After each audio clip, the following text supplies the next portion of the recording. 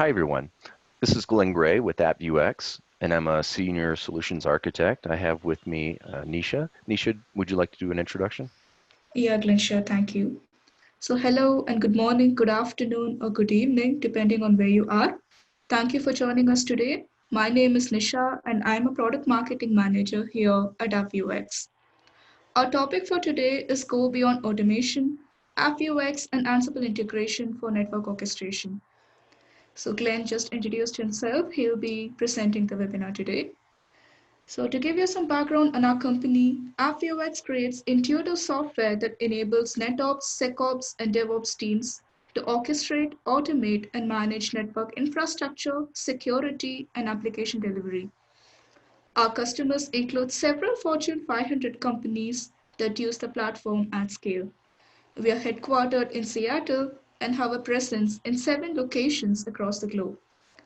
So just a little housekeeping before we begin. If you have any questions, please type them into the Zoom control panel at any time. I will bring them up during the Q&A session at the end of the presentation. So let's dive right into the webinar. Over to you, Glenn. Thank you, Nisha. So our agenda today is going to begin with describing the slow but steady growth of automation in networks. Then we'll discuss Ansible and AppViewX, and I'll try to describe how the two are different, because some may think of Ansible as an automation orchestration platform. And then I'll describe how AppViewX can complement Ansible and its capabilities. And then I'll show a 11-minute demonstration and then open up for Q&A. So network trends over the years. In the past, it was primarily hardware oriented. Going into a particular device, having subject matter experts perform their specific tasks on the specific pieces of hardware and infrastructure that make up an organization. Now that's very typically slow in the way that services are managed and deployed with that model, because you're having to find where's the load balancer guy, where's the firewall guy, where's the Linux guy, where's the web administrator guy, and so on and so forth. And I say guy, but I mean person. So having to find the individual technology skill set to do one particular function. And oftentimes locating those resources and communicating effectively with those resources to achieve a specific business objective or outcome is very complex. Language barriers, use of dictionary terms and things like that. The different technology skill sets often don't relate the appropriate information necessary to achieve the desired outcome. Now, today's networks, a lot more software oriented, certainly a lot more virtualized, and the proliferation of cloud-based infrastructure is being introduced rapidly. So this brings another layer of complexity, because it's no longer just the network hardware oriented and siloed type support models that can facilitate. You're needing more technology skill sets within your resources to come together so that you know something about multiple aspects of technology throughout your infrastructure. Now, moving towards networks of the future, that intent-based approach of, look, it's too difficult to figure out how to align these individual tasks and technology skill sets of this technology expert, this SME, subject matter expert, and then the next, and the next, and the next, and the next. Because once you get it aligned perfectly over a matter of time, it's going to rapidly change and then you've got to restructure and reorient your overall workflows just to obtain the business objective, the intended outcome of what your workflow sequence is trying to achieve. In addition, the non-centralized, the highly distributed nature of the legacy approach and legacy um,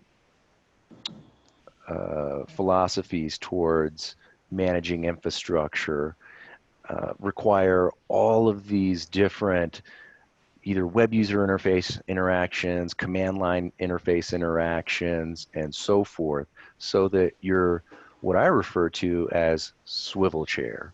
You're going from this to this to this to that, and you're having to copy and paste and push to your desktop and transfer to share locations. And most of your time, most of the complexity of your job is simply taking data out of one location, putting it into another, or translating data from one location into another. And it's just extremely cumbersome to perform this interaction, integration, um, translation of information from one resource to another, and certainly error prone. So why do networks need automation tools? Well, we're evolving from that sluggish approach that I was describing of the legacy model and old way of doing things. It's very device heavy. It's not agile. Network automation tools are needed to bring together the various components, to sort of centralize it, make it easier to understand, more intuitive, and just easier to work with, and reduce that swivel chairing, reduce the need to have desktop systems with 8 web user interfaces and 6 command lines open and copying and pasting. So when networks evolve, the tools used to automate them can run down all of that interaction, and allow for the creation and embracement of a sophisticated platform that can do the automated interaction between all of these components in a contextually aware method and approach. And what I mean by contextually aware is you're aware of what the desired objective or end result should be, and not simply running through an iteration of, well, I need to create some kind of policy, any policy will do, which oftentimes just leads to rinse and repeat methods. And from my experience, I've certainly been through that multiple times. I've needed a resource, I've made a request for the resource, only to find out when it was actually provided, which took a couple of weeks, it was configured incorrectly.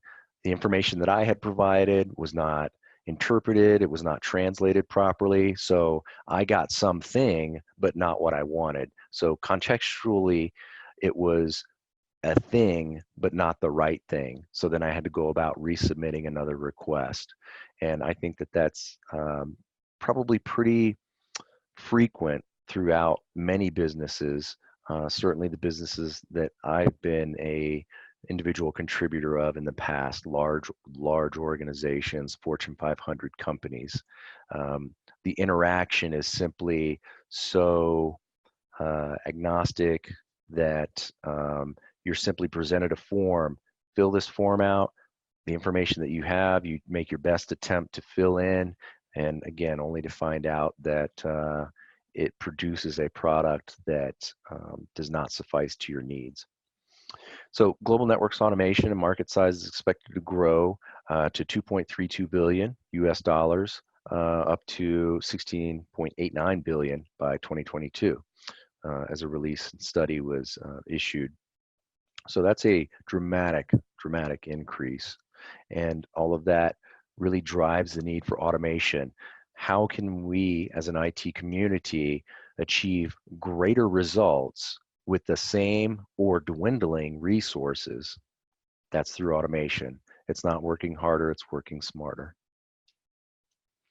Investing in network automation, primary drivers, monitoring and optimization, lowering cost, simplification, operational efficiencies, compliance, huge one. Where do you plan to make the most strategic network investments in 2018? You can see a breakdown, the greatest network automation software tools, biggest percentage by respondents. What makes Ansible stand out among other network application tools? Easy setup. Hey, it's agentless. All I have to do is install it.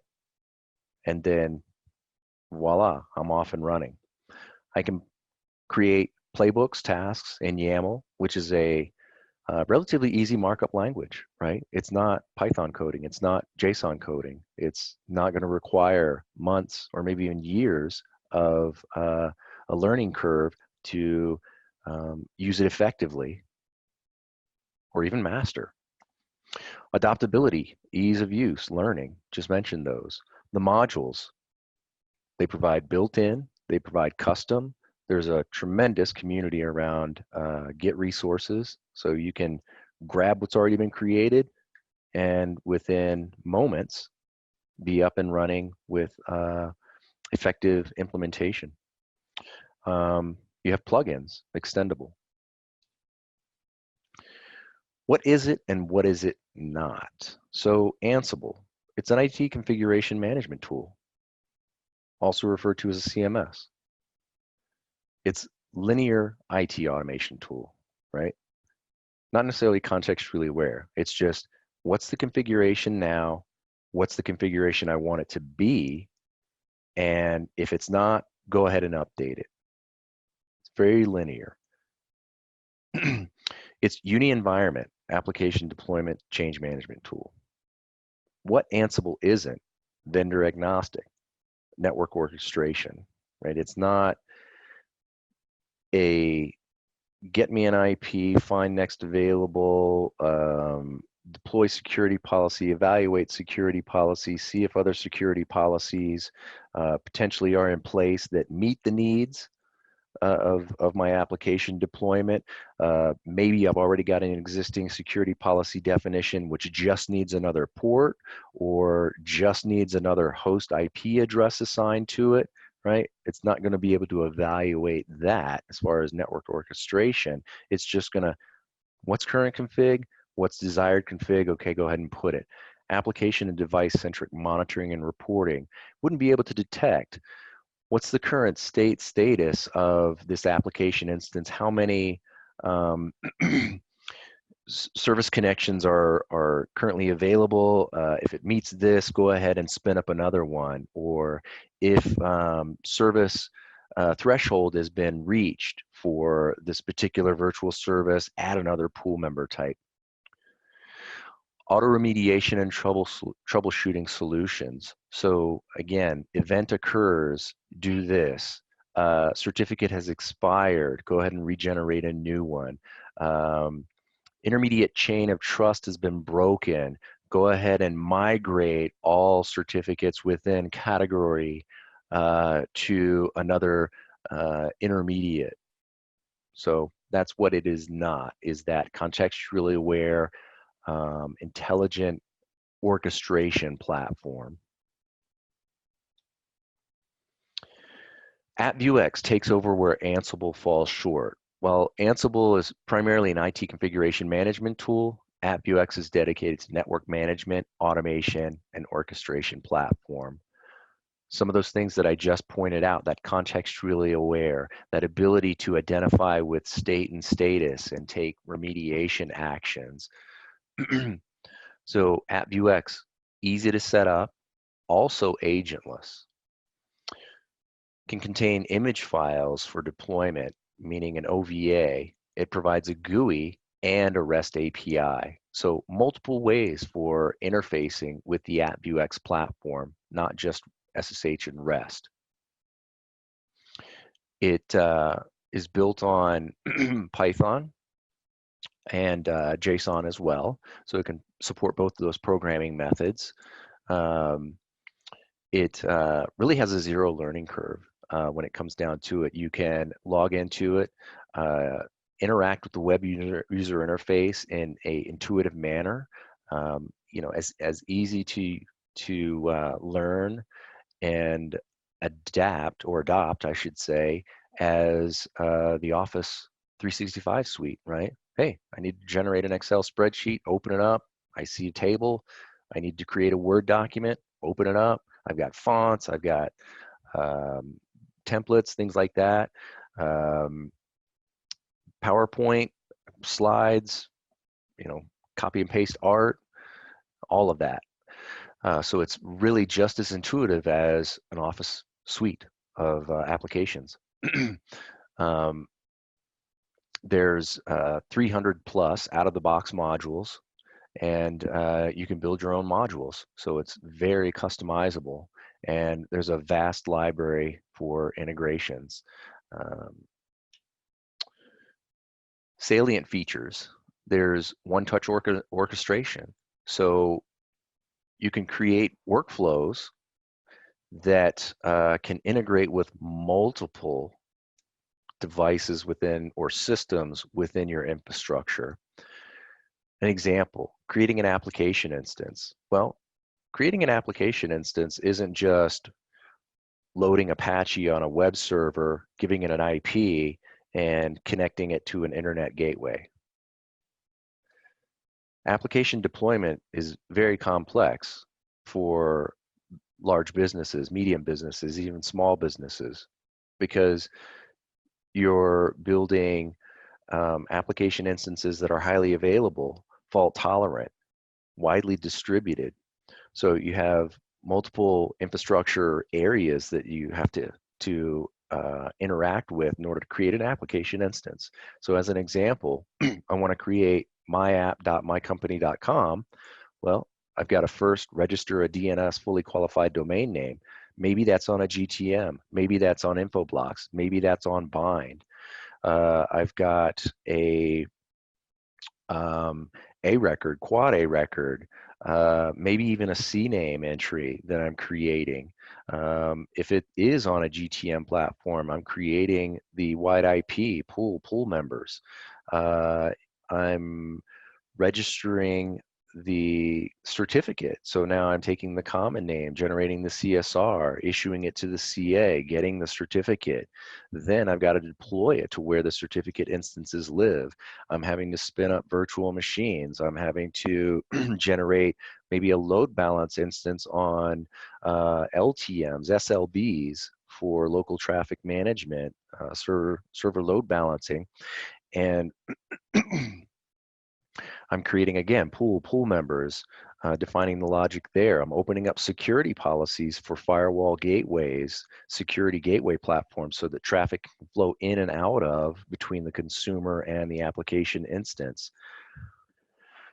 Maybe I'm creating ASM policies to harden my security profile, my risk profile for the application instance. I'm registering my newly created assets, both load balance, service platforms, certificate, fully qualified domain names. I'm registering IP addresses to assign to pool members, to virtual servers. And then I'm registering all of that within my configuration management database, ITSM, ServiceNow, Remedy. All of that goes into, and I haven't included everything that's potential, possibly, just some basic recipe components for application deployment. So with outlining just a few of those, you can see that I've touched multiple devices and systems throughout the IT infrastructure. So how does AppViewX come into play to orchestrate and automate all of that? We integrate with all of those platforms. We have workflows. We have the ability to immediately upon deployment and integration with the systems begin to leverage those workflows and really make effective and agile um, approach and offering to application delivery automation. And again, these are reusable workflows. It's design once and reuse. And lastly, we have granular role-based access control. Huge thing. When you have your existing IAM policy structure, that hierarchy is already defined. So whether it's LDAP, Active Directory, Radius TACACS, SAML, SSO, all of that hierarchical structure of DevOps, SecOps, NetOps, leaders, those members, those groups, they've already been allocated. So we can leverage that and then associate it to the AppViewX platform to define exactly the functions and resources that your individual stakeholders and IT resources can do. So again, you're authenticating with your external authentication mechanism where your IAM governance is already defined, and then we're allocating what functions those roles can perform and on what resources they can perform them on.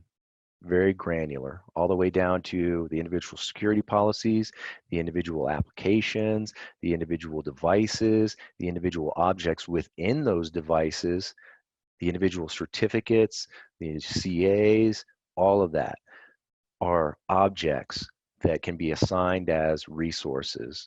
And then when coupled with a role definition, you can perform these functions on these resources.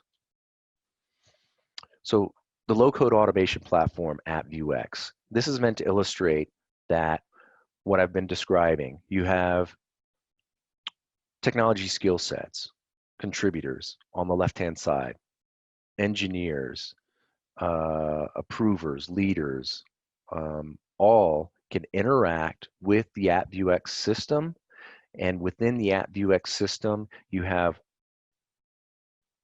all the resources that make up your IT infrastructure, the multi-vendor ecosystem, certificate authorities, ADCs, firewalls, DDIs, vaulting mechanisms, CMDB ITSM platforms.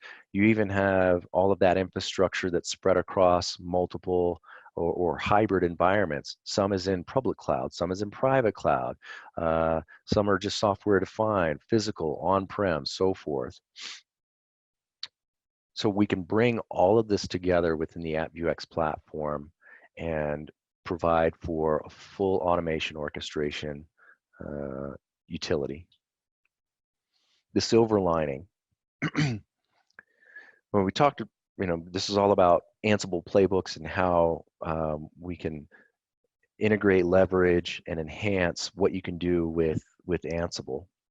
So we can drive that end-to-end orchestration and event-driven automation across vendors, cloud environments using AppViewX on top of Ansible playbooks. So Ansible, again, looking at what's the configuration, what should it be? If it's not, go ahead and make it. So that execution, implementation phase, logic is existing outside of it, which is where AppViewX adds the enhancement.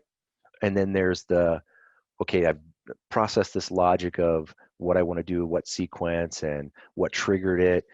But now that I have made a decision and I need to trigger an implementation, we can also leverage that Ansible playbook to, this is what it is, this is what I need it to be, go ahead and put it. Use AppViewX as neither north or southbound for Ansible playbooks. Again, since AppViewX has an API, you can leverage that into Ansible as a configurable device. So within your manifest, your YAML playbook, you could just implement API calls to AppViewX. So it's interchangeable, north or southbound. Empower the DevOps, SecOps for self-service tasks. Enable a navigatable GUI, which for many users is highly desired, as opposed to looking at Ansible manifests and playbooks that can be a little bit more challenging for the either text-based interaction averse or those that really aren't skilled with looking at and interpreting a playbook structure, whereas a blank form with a key field value, a data value, and then fill in this blank and then initiate makes this much, much more consumable to end users who aren't in technology management and IT administration. So monitor and manage performance, health status, configuration of network devices, and interact with dashboards and real-time analytics. Again, all of this to initiate event triggered, threshold triggered, and the ability to monitor and manage based on performance metrics. Map network automation with your business process, so perform seamless troubleshooting and automation. Again, we can make some determinations to perform an action based upon your business process.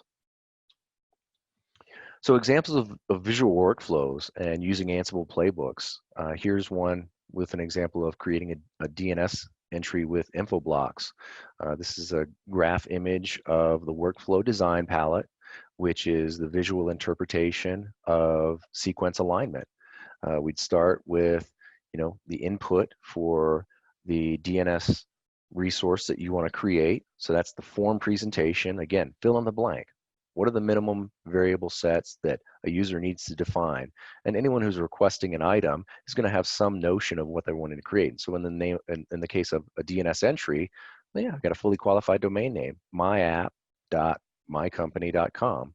Now, I need to give this an IP address, but I don't know anything about IP addresses. Binary math is completely foreign to me. The whole concept of IP addresses is completely foreign to me.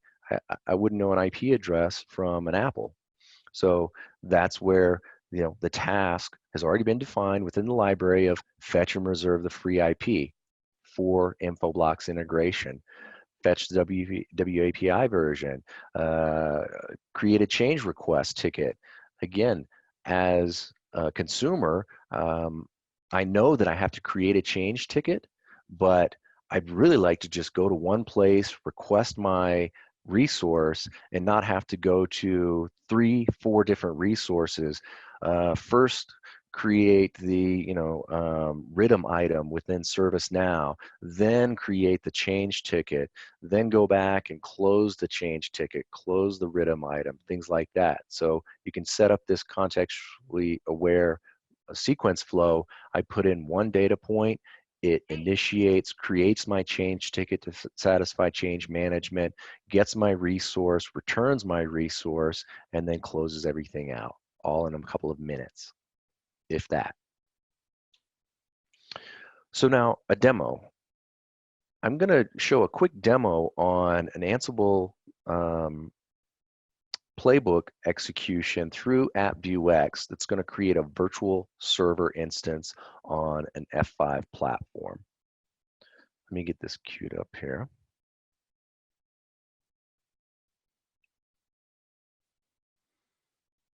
So I'm logged in right now to an AppViewX demo environment. Whoops, that went back to my slide. Sorry about that.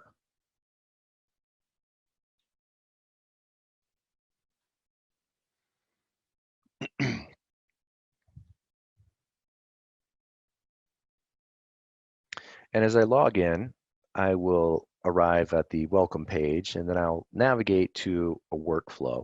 Now, I'm going to design a particular workflow here that is going to provide a form input and then execute an Ansible manifest. Now, I'm just going to call this sample with form. I'll go to integrations within the design palette that I'm creating, and I'll select Ansible and add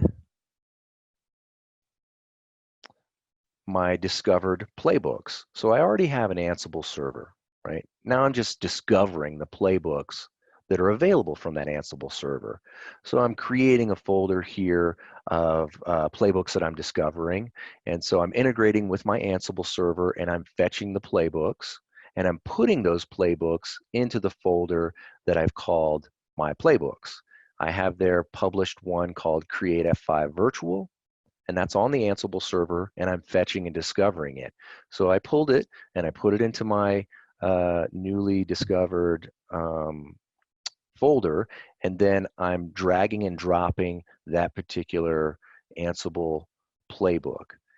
Now it showed you very briefly what the YAML file structure was, and now I have to select the object for the Ansible executor. So I've dragged and dropped that onto my workflow palette. Now, lastly, I'm going to drag and drop a blank form so that I can identify what variable sets are going to drive and initiate this execution. So now I'm going to go into the sample workflow form and I'm going to start to fill it out. So I'm going to name it first, and I'm just going to name it as input vars form. You can name it anything you want. So I'm going to start by creating the first field. And the first field is going to be, in this case, I'm creating something where I'm needing someone to log into the device where I'm going to be configuring it. So I'm prompting them for a username. My next field is going to be a password. Again, this is to apply it to an F5 device. So I'm thinking that this is like a network operator, a NetOps user. I'm going to have them define the F5 device that they want to deploy this new virtual server on. And you can see that I'm also able to define validation within. And I'm giving the field alias because that's going to refer to a global variable definition to be associated to later. Now in the validation, there's a number of regex validation identifiers like, is this a valid IP address? Is this an email address? Things like that. So it's validating that when I'm creating the form that users are actually putting in correct information. If I put 2 sequential decimal points, periods, in an IP address, well, that's not valid. It's going to let the user know that that's not an accepted value. Take a look at it. So it's going to reduce the potential for error.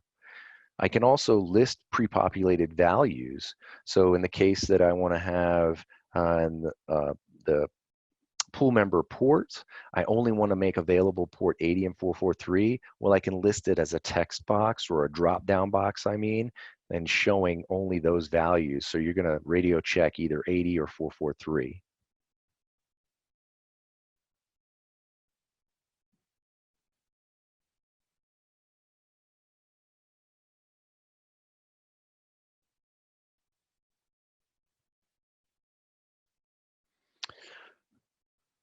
So there's only a few more fields that I need to fill in here as far as what, field definitions I'm collecting from the individual to initiate the sequence. And then I can preview it once I've completed it. And you'll see this is the final form. I need to know how you're going to log in, what device you're going to log into, the name of the application you want to create, and the VIP and pool manager definitions. And I wasn't so happy with the way that it looked, and I want to create a little bit more customization to it. So I can create some group structures to break apart the look and feel of the form, maybe just making it a little bit more palatable. This isn't necessary. I'm just showing it as a feature set. So I'm going to group these by the device level details, the VIP level details, and the pool member level details. So I'm creating assignment group for device, VIP details, pool details. Now when I preview it, you'll see, oh, okay, that's my username, password, and device that I'm going to put this on. That's my VIP details. Those are my pool details. And you'll see that I had a drop-down item for some of those parameters that I specified as drop-down items, thus reducing what's available to be implemented. So I've created my form. Now I need to go back to my YAML playbook, and I'm looking at my JSON editor. Now you'll see that in the construct of my YAML playbook, now this is where you're going to know something about how to create YAML playbooks. I've provided this as a number of variables that are going to go into the construct creation. I've created a provider item, and then you'll see the alias, the VIP, the port. So everything that I defined within the form has been defined as a variable set. Now I'm passing those variables from the form into the playbook, where you'll see I'm just hitting Control G. I defined within the form all of those items as global variables, and now I'm linking those global variables to the variable definitions within my YAML playbook.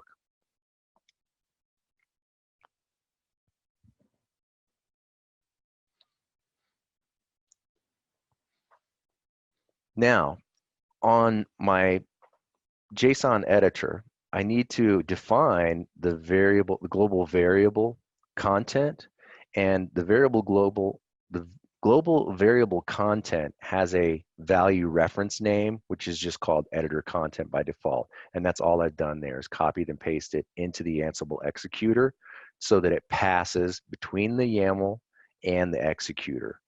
And I'm done. So now I'm just going to orientate the sequence of the workflow execution. And I just go left to right. So all I did was put the connectors. Then I'm going to validate it. And you'll see, hey, that's a valid workflow. So it's looking at it. Now I'll preview the workflow. What's this going to look like? Again, there's my form input where you see I have my drop downs and I have my blank variables. I even have that little question mark there, which is a help screen. It's going to present a little help window that says, hey, for this value, this is what the constraints are. So now I'm going to open up in the workflow the settings so that I can make this available to the consumer base that I want to use it. This is role-based access control. I've selected just certain groups, in this case DevOps. So I've created this for DevOps. I want them to use it, so I've published it for them.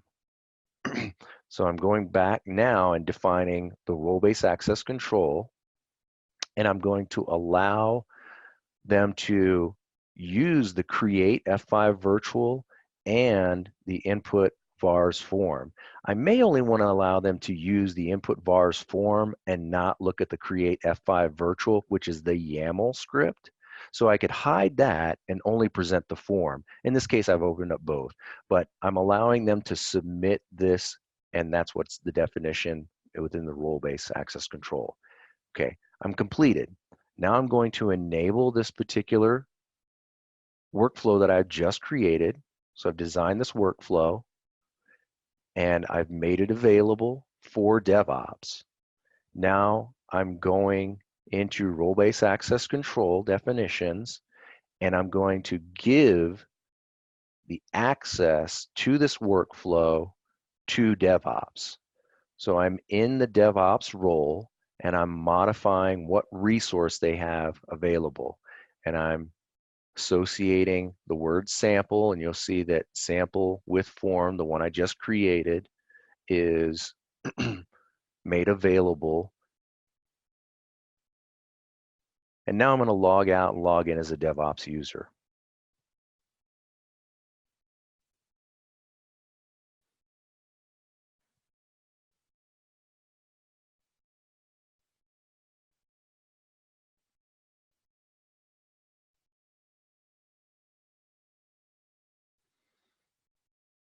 So I'm logged in as a DevOps user. I go to my requests inventory, and you'll see under the request inventory, I have only that one available, which I shared with them. Now I'm going to plug in some information to create an actual VIP application. So I'm logging into an F5 device. This is going to be my device 10.10.1.2. I'm creating a VIP 10.10.1. 129, listening on 443. It has pool members of 10.10.2.14, which is Apache 1 and Z1 and Apache 2 and Z1. It's an HTTPS instance. I'm using the HTTPS health monitor. And once I submit, I can review my create F5 virtual. If you recall, I had enabled the ability to read and view this particular YAML structure. I could hide that, don't have to. But now I look at it, oh, yep, it looks correct. So I implement it. Now it's actually executing. Now that it's executed, I can see that it's successful. And then here is the actual Ansible executor success. You can see that I changed 3 items.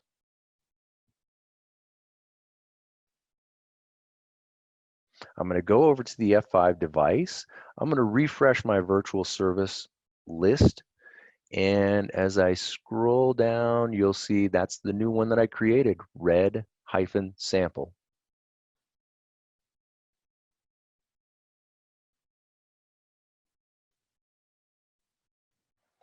So that is it for the brief demonstration. It was just over 11 minutes. I was able to create a customized workflow leveraging, well, not only leveraging, but discovering the playbook, creating a form for the playbook, publishing this workflow, and then executing the workflow as a DevOps user, one that may not be experienced with filling in var details and individual attribute parameters within a YAML manifest, and instead they were able to look at fields with even predefined selection options and deploy a virtual service application instance with details that only they knew. Now, granted, I'll say that because I had them log into the device, maybe that's not something that works within your environment. No problem. You're just going to define a credential set that maybe it's a service account that would allow the ability to log in to the F5 appliance and deploy it. And let's say that it's on a partition of an F5 appliance. Again, can be predefined.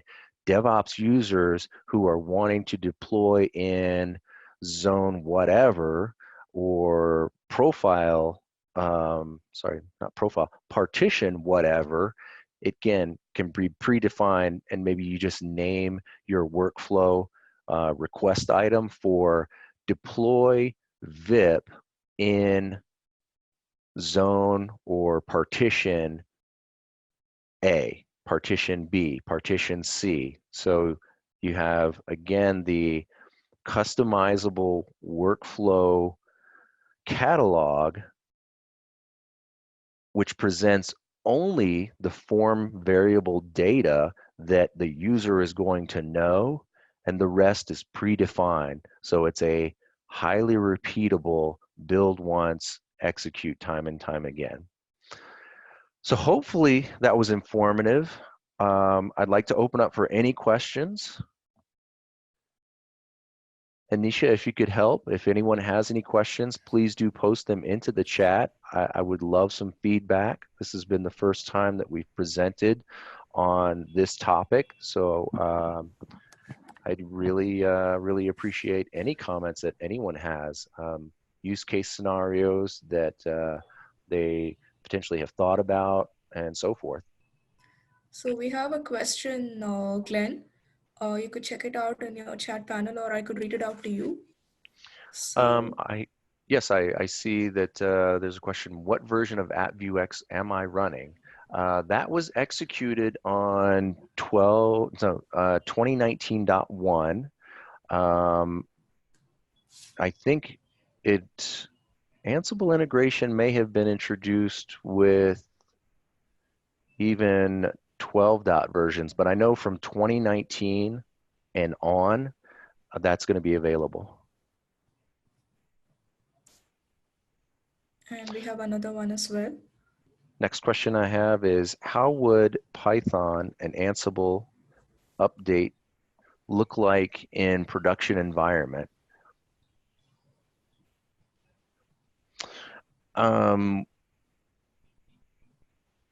So if you have an update on your Ansible platform, anything that you apply to it is immediately going to be updated because the Ansible server is not residing on AppViewX. There's really nothing that we have to update. It's simply utilizing the existing Ansible server.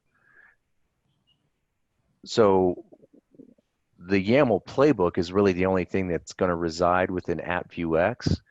It doesn't matter what changes you make on your Ansible server, as long as Ansible doesn't completely redefine, well, even if they redefine how Ansible playbooks are constructed, manifests are constructed, that's something a user is going to need to know.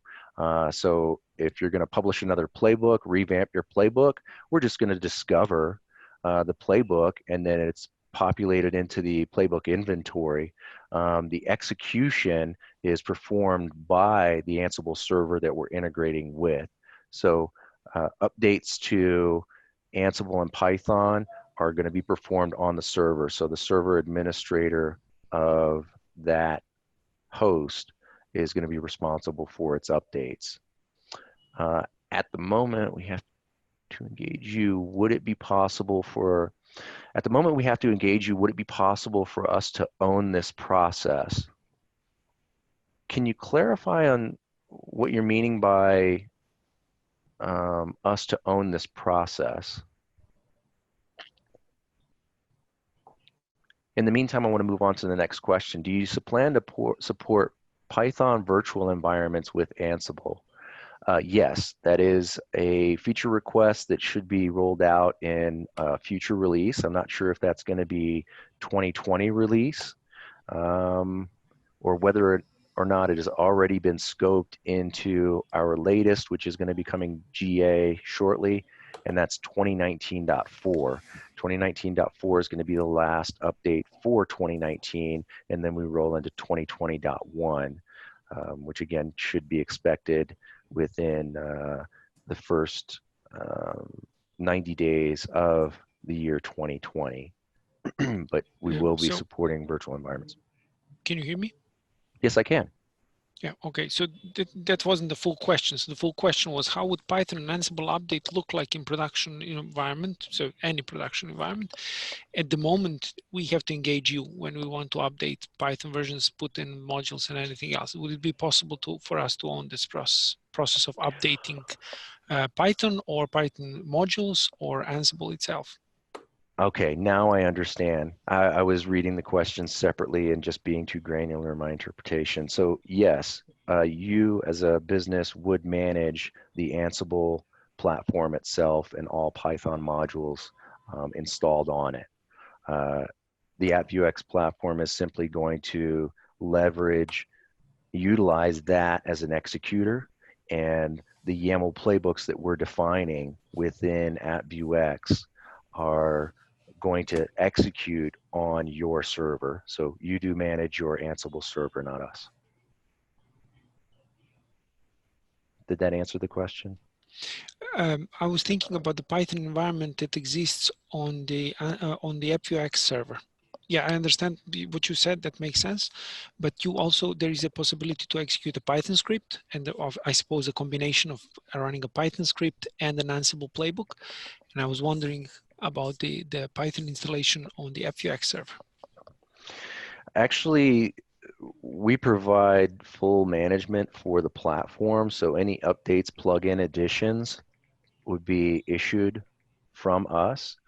I wouldn't recommend that you go into, now the server platform you would have administrative rights on, right? Because it runs on a Linux platform. Typically it's deployed as an OVA. It can be deployed as an install script. So if you have an existing VM template and it would run on CentOS, RHEL, even Ubuntu, if you have an existing image that you prefer to use, we can do a script install of AppViewX on that, or you can utilize our VM image, OVA, KVM, really any one of the virtual host environments are supported. In that case, again, you would have admin rights to log into the platform. So if you made changes to the Python structure, that might not be supported with the overall platform. I would recommend that instead you request a plugin update for changes to core components being which version of Java, JS, Node, Python. We do support both Python 3 and Python 2. But as far as changing the core components like Apache, Tomcat, MongoDB, those make up the application stack. I would not recommend that.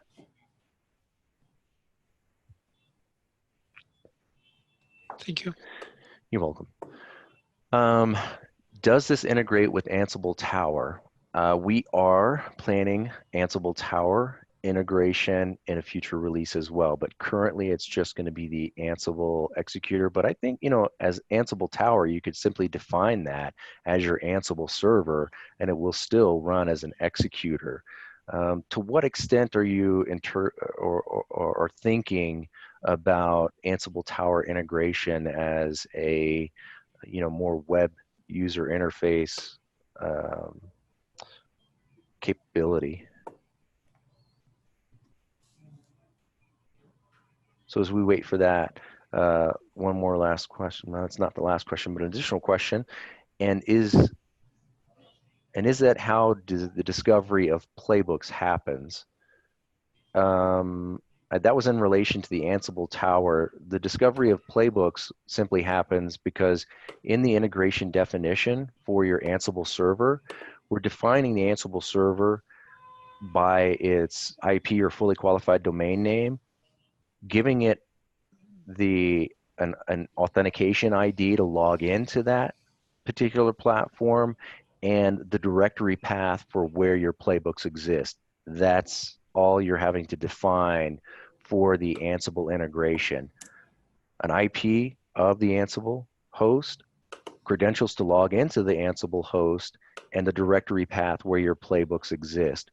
Once that's done, AppViewX is logging into it via SSH and discovering the playbooks within those directory paths and pulling them back in, replicating them back in.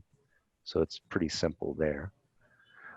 Next question, how are passwords secured for logging into F5, for instance? If running in automated mode, can password be treated as resources in some fashion and be visible, seen in workflow, not clear values, but usage? Yes, it can. So kind of want to get to an AppViewX platform instance to share again and demonstrate that. So I'm going to resume sharing here. I've logged into a demo environment. Here we have inventory of devices, and you'll see that under ADC devices that I'm integrated with, I have a number of ADC platforms of varying vendor types. Now I have this credential locker here. Within the credential locker, I can predefine service accounts. Now, in the case that you're using external authentication like TACACS, you can define a service account within TACACS and add that service account as a credential detail. So service 1 or AppViewX is my service account. And then I could describe the username and password and then save it. Now, whoever enters this is the only person that would see it.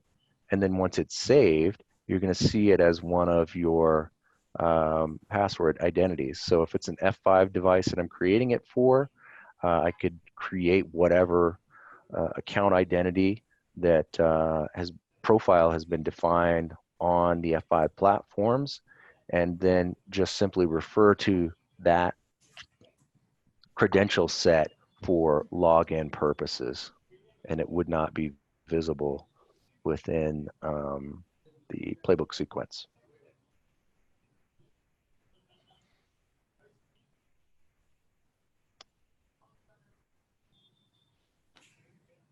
Let me go back to my questions here. Bear with me. Whoa, that's not it. That's it.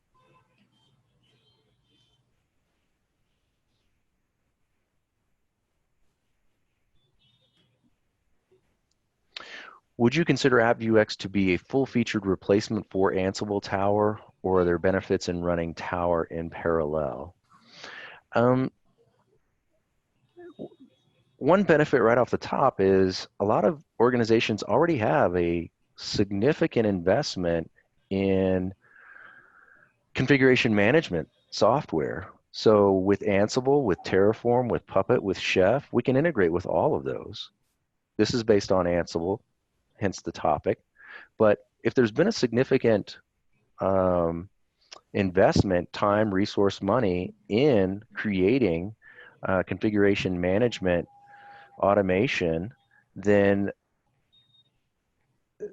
use that, leverage it, add on the additional logic, contextual awareness, orchestration capabilities of AppViewX.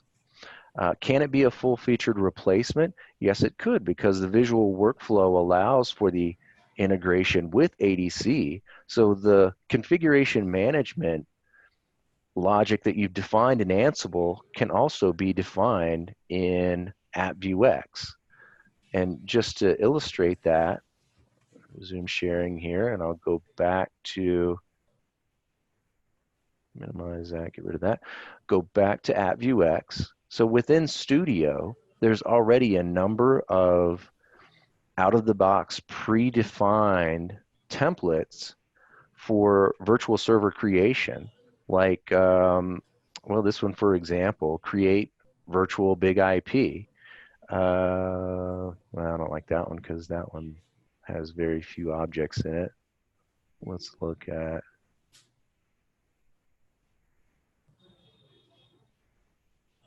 looking for something like create virtual server. That's delete, modify. This is a good one. Workflow sequence to modify an F5 configuration. It also integrates with ServiceNow for ticketing management, but this is a little bit more complex. But as far as what the workflow looks like, I'm creating a virtual service instance. So maybe you have an Ansible playbook that is for virtual server creation where you're putting in all the definitions as far as what is the server IP for the VIP, what is the pool name I want to associate, what are the SSL profile client server facing, do I want to have SNAT, what type of profiles, what type of persistence, and all of these I can grab from the devices. So if they're already configured as resources within the devices, my demo environment doesn't have any active ADCs at the moment, but I can select the F5 device, select the virtual server that I'm wanting to modify. I'd fetch all of its configuration parameters, and then I could fetch the individual virtual server that I'm wanting to modify. Then I could change all of any one of these attributes, reassociate an I rule, etc. So you can see all the details. You can do all this with Ansible. These are also available workflows and templates that are available within AppViewX. So what you can do with Ansible, you can also do with AppViewX. We simply integrated with Ansible because there's been such a demand from customers saying, hey, I've got all of this ADC configuration management in Ansible already. We've invested significant resources there. Let me use that. I don't want to recreate all of this stuff with your playbooks. So hopefully that answered the question. And yeah, to add to that, the thing that some of the customers were missing were, what I don't have is the ability to initiate some of these workflows based upon some traffic performance indicators. So help me out there. What can we do? Oh, we'll integrate with monitoring indicator. Because we're managing the ADCs, we can see that traffic statistics have reached this threshold. So now I want to activate another workflow sequence. Or, hey, I haven't developed IPAM integration and ServiceNow ticketing integration into Ansible. So rather than do that, which is going to take considerable amount of time, let me leverage AppViewX, which does have integration with those platforms, and let me just expand my workflow design structures to first perform those, then call my Ansible playbook, and so forth. I think the question is more towards just adding Python module to AppViewX that AppViewX doesn't have already.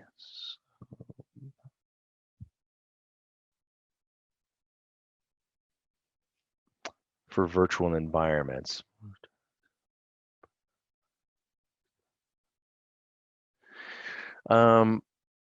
Python, yeah, adding Python modules. Yes, that actually would be supported. So not changing Python versionings and whatnot, but if there's a Python module that is not been deployed and included, I could see that as a simple administrative task for adding an additional Python module and not have an effect, because you're just enhancing and not changing the core structure of Python itself by, changing the Python application itself.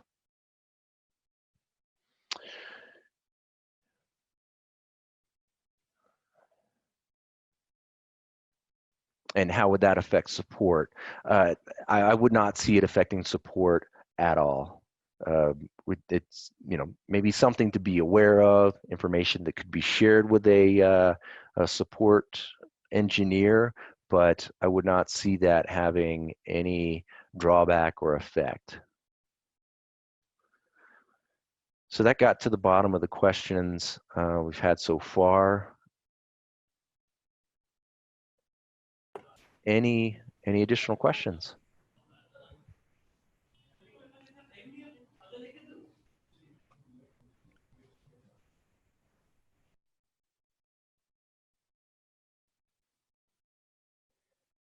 Well, it looks like that's it. So I want to thank everyone for joining. Really have enjoyed this presentation. And if you have any questions at a later date or would like to explore the AppViewX platform even more, feel free. You can reach out to us from our website at appviewx.com. You can email us at info@appviewx.com. If you even have a question directly for me, you can reach me on LinkedIn. My email address is very simple, Glenn@appviewx. That's GLENN @appviewx. Would invite, any questions, comments, thoughts, even just a hello. So again, thank you all. Nisha, do you have any closing thoughts? I'm sorry, I was on mute. Thank you all for attending this session. I hope it was really informative. So we have another webinar coming up on the 20th of November, and that is on how to do digital transformation and build microservices. It'll be presented by Glenn again. So I'll be sending across the details of that webinar along with the recording of this webinar. Once again, thank you for attending. Have a good day.